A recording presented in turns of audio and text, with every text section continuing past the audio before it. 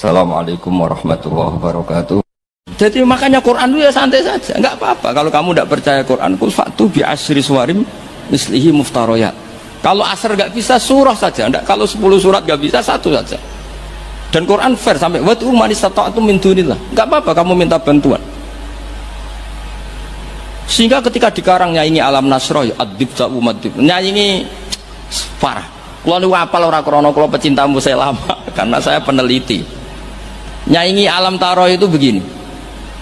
Alfilu malfil wa ma adroka malfil lahu khurtumun tawil wa dhailuhu qasir. Kamu tahu apa itu gajah itu apa? Gajah itu hewan yang khurtumun tawil, punya apa?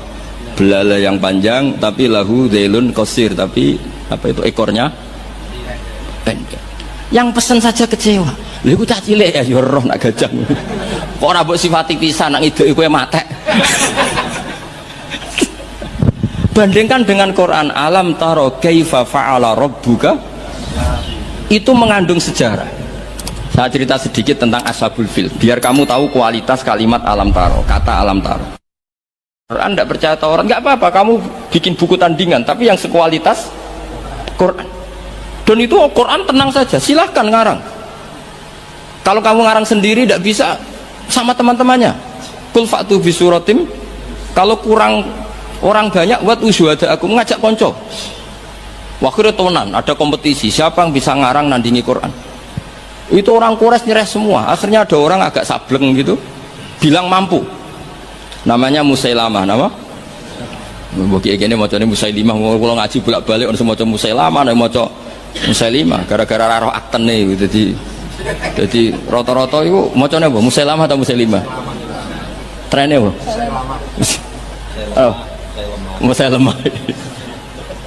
Itu akhirnya ngarang ketika dengar wadzariyati dzarwa falhamilati wikra faljariyati israfal muqassimati amro, karena dengar itu kan pikirannya sama-sama diakhiri tak. Terus pokoknya pikirannya gitu. Padahal wadzariyati dzarwa itu zarrah itu kekuatan yang dahsyat. Disaingi wazariati zar'a falhasidati hasda, terus falkhobizati khubza fallakimati lukma. Jadi terus sampai yang pesen itu iki apa-apaan. Jadi mau wal zariati zar'a, demi perempuan-perempuan yang menanam padi. Mau nek bar ditanam ya wal hasidati hasda, demi perempuan-perempuan yang memanen. Bar dipanen wal khobizati khubza, kemudian jadi roti. Terus fallakimati kemudian diuntal. Sampai sing pesen ku protes. Iki apa-apaan. La yaqulu hadza ila majnun. Sampai sing pesennya kecewa, sing ngorder kecewa. Wah yo ora kasil nek gumuk nyanyi Quran yo ora kasil. Iku apa-apaan niku wong perapatan nak iso kira-kira gitu.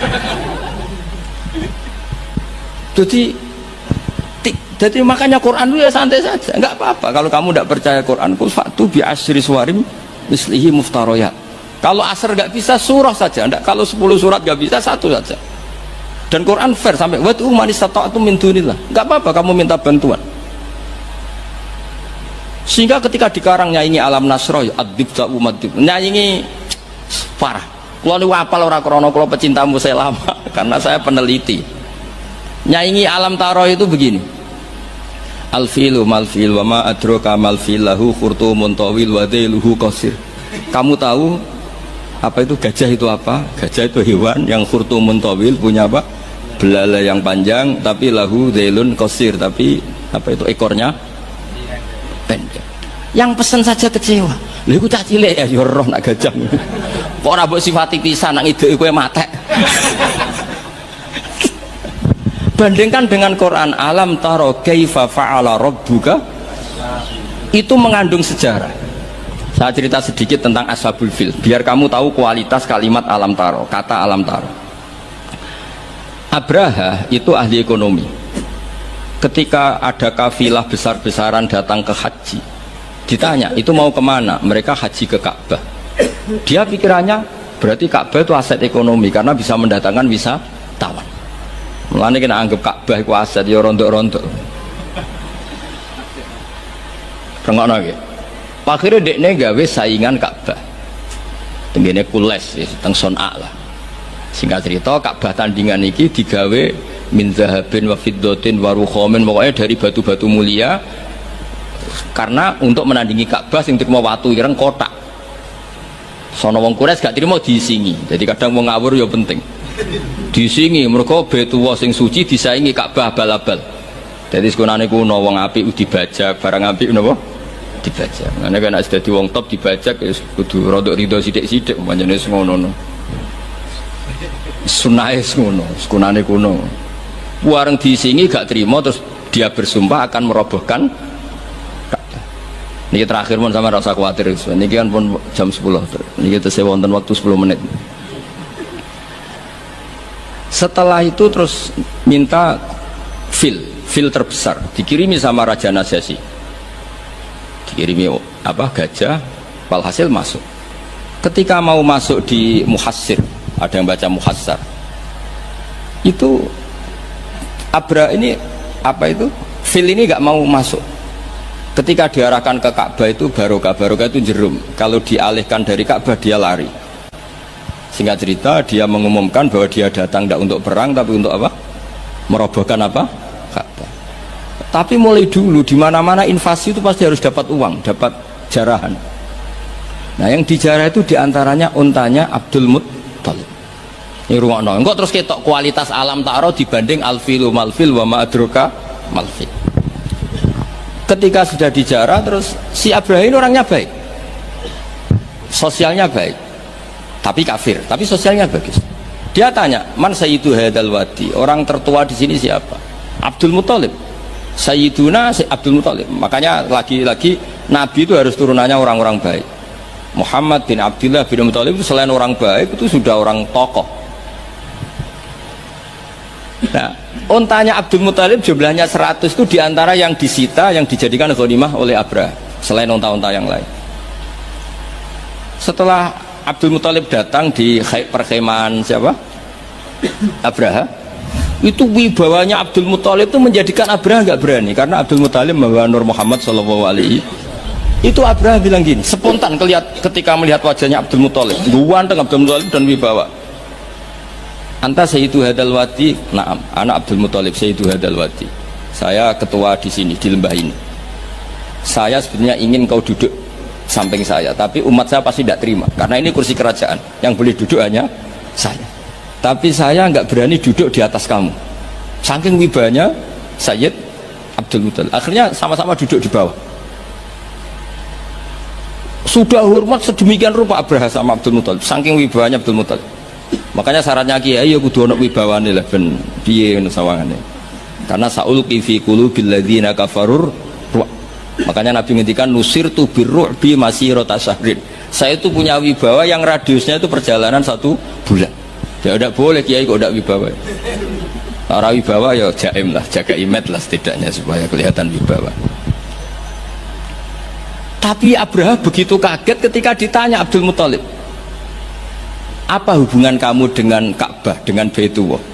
Kata Abdul Muttalib, lucu jawabannya, nggak ada hubungan apa-apa, sementing ontaku kembalikan. Kagetnya minta ampun Abraham. Loh, kamu itu Sayyidu Hadal Wadi, semua orang tuh khawatir Ka'bah saya robohkan karena itu adalah dinuhum, itu agama mereka. Kamu yang ketuanya malah tidak peduli, tapi hanya peduli dengan onta. Mulai kecewa, saya kecewa hormat kamu. Ternyata kamu orang yang sangat materialistik. Tapi apa kata Abdul Muttalib? Loh, karena li'ani robbu, saya ini yang punya robun, maknanya saya ini yang punya unta itu, ini robbuhunna, saya yang punya unta-unta itu. Wali anna lihadal baiti robban hamahu, Baitullah itu ada yang punya, itu udah urusan saya. Dia punya robban hamahu, punya yang punya dan akan melindungi yang punya, itu tidak kewajiban saya, kewajibannya yang punya. Menjadi Baitullah, orang Baitu Abdul Muttalib. Akhirnya Abraha, ini ngawur tapi kok pinter kira-kira gitu. Sudah, silahkan kalau mau rusak silahkan, kamu akan berurusan dengan yang punya.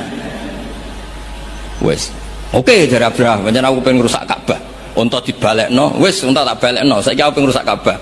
Ya monggo, tapi kamu berurusan sama yang punya. Ya, ini masih maulid karena ini mbahnya Rasulullah Shallallahu Alaihi Wasallam. Kesana. Tapi sebelum Abraha datang, ini Abdul Muttalib fa'atal baita, kemudian datang ke Baitullah wa akhudha bi halaqatil bab, dia megang apa, kalau di pintu dulu itu kan pegangannya itu kan bunder. Makanya disebut halakotil bab. Maksudnya handle-nya itu kan bulat. Terus beliau berdoa, dongane itu lucu. Ya Allah, di mana-mana orang itu ya menyelamatkan asetnya. Ya, engkau harus menyelamatkan asetmu dong. Ini santai aja. Oleh ngomong ketikan ngono tok, terus ditinggal mire. Nah, ditinggal mire itu Abdul Muthalib bikin pengumuman ke semua orang Quraisy, ayo ke atas gunung dan kita melihat apa yang dilakukan Tuhan kita terhadap orang yang merusak Ka'bah. Terus mereka di gunung semua. Ketika Abraham mau naik, mau merusak, terus ada burung ababil. Makanya judulnya Alam Taro. Kayak apa kualitas Quran itu? Cerita sejarah dengan sederhana, tapi kualitas maknanya luar biasa. Alam Taro. Kenapa kok ada Alam Taro? Apakah kamu tidak melihat? Karena semua suku Quraisy itu naik gunung dan melihat apa yang maka dimulai dengan Alam Taro. Dan mereka melihat kaifa fa'ala rabbuka bi ashabil fil. Disaingi alfilu malfil wa ma adraka malfil lahu khurtumun tawil wa dhibhu qasir. Jadi sehingga Alam Taro ini kualitasnya luar biasa memang, karena mereka berkata ayo kita lihat apa yang akan dilakukan Tuhan terhadap orang yang mau merusak Ka'bah. Makanya disebut Alam Taro kaifa fa'ala rabbuka bi ashabil. Jadi kualitas Quran itu luar biasa. Nah, sehingga terus kita ini harus tahu bahwa mukjizat Nabi tertinggi itu apa? Quran. Makanya Burdah itu kalau muji Quran itu luar biasa. Ayatul hakim narrahmani muhdatsatun qadimatun sifat musifil kitab, terus sampai saat terus wa hakamatun fama yubdina min subain saat terus. Di antara sifat yang diutarakan Burdah apa? Kalau berdebat itu tidak pernah kalah. Ya tadi Quran itu kalau berdebat itu tidak pernah kalah kayak tadi. Ketika Musa mensifati Tuhan dengan status Tuhan langit dan bumi, Fir'aun itu masih ngeles. Jadi ketika dikatakan yang nuhani nenek moyangmu, mafhumnya apa? Fir'aun tidak Tuhan karena punya nenek moyang. Kalau Fir'aun Tuhan berarti nenek moyangnya tanpa Tuhan. Ya, ini cerita-cerita tentang apa mukjizatnya Quran. Yang terakhir ini saya baca Maulid, enggak saya baca semua nanti jadi jam 3 betul. Nah, di antara dalil Maulid yang dipakai para ulama, ini kitab karangannya Sayyid Muhammad, judulnya Khaulal Ikhtifal bi Maulidi Rasulillah sallallahu alaihi wasallam. Halaman 15 ya kula waca. Adillatu jawazil ikhtifali bi Maulidin Nabi sallallahu alaihi wasallam. Dalil-dalil kenapa kita boleh melakukan ikhtifal. Ikhtifal itu ya semacam pesta kecil atau farah. Al-awwal anal ikhtifala bil maulidin nabawi syarif ta'birun anil farahi was surur bil Mustafa sallallahu alaihi wasallam. Jadi yang dikatakan maulid itu pokoknya kita senang, kita mengekspresikan senang karena lahir seorang al-Mustafa sallallahu alaihi wasallam. Terus kata Sayyid Muhammad wa qadin tafa'a bihil kafiru, orang kafir saja mendapat keuntungan dari farah bi maulidin Nabi. Ya kita tahu Abu Lahab itu kalau hari Senin dapat diskon azab karena di hari Senin itu dia pernah memerdekakan Suwaibah al-Aslamiyah saking senengnya bi maulidi Rasulillah sallallahu alaihi wasallam. Wa sayati fid dalil litasik mazidu bayanin hadil masalah li anna aslal burhan wahid wa in ikhtalafat kaifiyatul istidlal. Sak terusé wa qad jaa fil Bukhari annahu yukhaffafu an Abila bin kula yaumin isna. Ini jelas ya. Hadisnya di Bukhari, mau nampak takok hadisnya sahih ta ora, ribet begini. Di Bukhari itu jelas ada riwayat bahwa Abu Lahab setiap hari Senin mendapat diskon bisa babi itkihi karena dia memerdekakan li Suwaibata jariyati lama basyarat hubi wiladatil Mustafa sallallahu alaihi wasallam. Nah, sehingga ada syair yang terkenal ini, idza kana hadza kafiron ja'a dhammuhu bitabbat yadahu fil jahimi mukhallada ata annahu fi yaumil isnaini daiman yukhaffafu anhu lisururi bi Ahmad. Jadi Abu Lahab yang kafir saja dapat diskon karena farah bi maulidir Rasul sallallahu alaihi wasallam. Famadzannu bil abdil ladzi tula umrihi bi Ahmad masruron wa mata muwahhida. Jadi kalau Abu Lahab dia kafir karena senang lahirnya Nabi saja dapat diskon azab setiap hari apa? Senin. Bagaimana dengan orang yang sangat mencintai Nabi dan mati dalam keadaan muwahhid? Tentu lebih berhak mendapat syafaatul Rasulullah sallallahu alaihi wasallam. Tapi rasa ditambahi ke sapang, apa meneh sing nyanyekno. Spesial. Ora ono keterangan iku tapi tak tambahilah. Apa meneh sing napa? Penyanyi ini nasite. Terus ini yang halaman 40. Ada orang-orang kelompok tertentu yang anti maulid hari Senin, alasannya apa? Yaumu wiladatihi juga yaumu wafati. Harusnya Senin itu hari duka karena Nabi juga wafat Senin. Kenapa orang-orang NU misalnya kok milih yaumul farah padahal di hari Senin itu juga berstatus yaumul huzn karena di situ Nabi wafat atau intakola ila rafiqil ala, bahasa kerennya itu intakola ila rafiqil ala.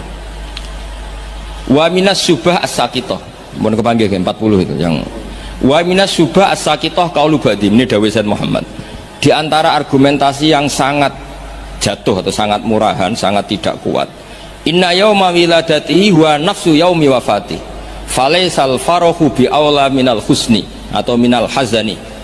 Tak waca ping pindho ben ketok pinter ben ketok ngawur, karena Quran itu kadang pakai hazanan alla yajidu mayun fikun, ada tawahi taftau tazkuru yuswa, terus fahuwa minal husni napa ini tawahi taftau tazkuru hatta takuna harodon atau takuna tola innama asku bati wa husni. Jadi Quran pernah pakai bahasa huzn, ya pernah pakai bahasa hazanan. Dadi kena ana kiye maca husnin wae iku salah, Qurane hazanan. Kowe Quranem sing lali, ini Quran ana innama asku bati wa husni. Bocah ora jelas. Mulane tak waca ping pindho ben ra disalahno Gus Sapang. Falaisal farahu bi aula minal hazani wa minal husni. Husni atau sing jelas coba waca hizn. Wa kanal aula bil muhibbi ayat akhidha hadal yauma ma'taman wa yauma husnin. Jadi ada juga kritikan terhadap maulid, kenapa harus seneng toh di hari itu Nabi wafat, harusnya ya ada pesta kesusahan, ada acara kesusahan. Terus wanakulu kata Said Muhammad, innal imam al-allamah Jalaluddin Asyuti qad kafana radda ala hadhil mughalatah. Imam Syuti telah menjawab kesalahan berpikir itu. Faqala fi kitabil hawi manasuh inna wiladatahu sallallahu alaihi wasallam a'zamun ni'am wa wafatuhu a'zamul maso'ib. Tapi wasyari'atu khattat ala idhari syukri ni'am wasobru wasobri wasukuni intal maso'ib. Waqat amara syar'u bil aqiqah intal wiladah wa ya idharu syukrin wa farokhin bil maulud walam ya'mur bil mauti bidhabkhil aqiqah wala bihuiri bal naha anin niyahah wa idharil jaza. Kalau ada kritikan orang tidak boleh senang hari Senin karena hari Senin itu pula Nabi wafat, jawablah karena syariat hanya memandang sisi-sisi yang membuat orang itu senang. Buktinya kelahiran bayi itu diperingati dengan menyembelih kambing, artinya senang. Dan malah kalau ada yang meninggal syariat melarang susah. Artinya kenapa kita milih senang untuk hari Senin? Karena sisi yang dikampanyakan syariat adalah al-farah bukan al-huzn. Jadi meskipun Nabi juga memang wafat hari apa? Senin, tapi susah ini kita abaikan. Paham ya? Yang kita tonjolkan adalah seneng biwiladatihi sallallahu alaihi wasallam. Itu jelas nih napa? Jadi napa intine niku walhasil niku kula suwun semua itu ada dalilnya. Jadi yang dilakukan guru-guru kita, malah tenggene kitab Said Muhammad, kalau ada orang yang menyoal menyoal maulid, ini yang halaman 9 macam kula waca mboten urut nih, macam sengaja, macam konstruksinya seperti itu. Maulid itu kan orang seneng lahirnya Kanjeng Nabi Muhammad sallallahu alaihi wasallam.